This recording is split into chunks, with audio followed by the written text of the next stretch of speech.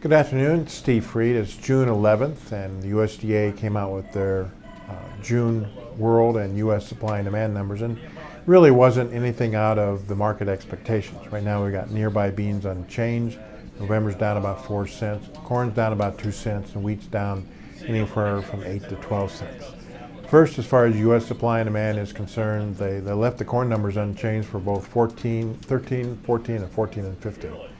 They did lower the bean carryout 5 million bushels, and next year's 5 million bushels, but that's still adequate.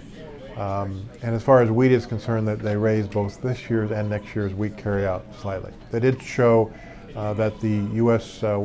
Wheat crop is 20 million bushels. Winter wheat crop is 20 million bushels less than it was last month, and most of that is hard red winter wheat.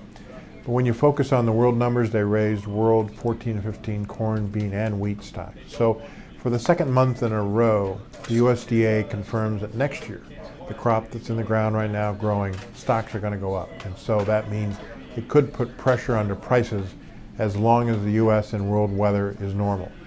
We've seen a 2-week forecast now for the U.S. weather. Doesn't look like there's any ridging like there was thought to be late last week and earlier this week.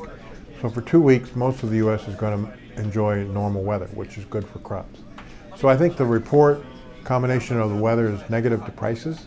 We'll just have to see if the weather changes and if that affects the prices. So now it's up to the weather game. The next key USDA report's on June 30th, when they give us an idea of what June 1 stocks are here in the United States and what farmers are going to plant as far as acres for individual crops and how much that has changed since March.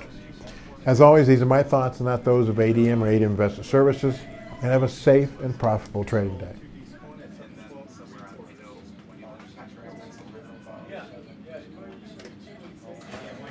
Somewhere around 25 to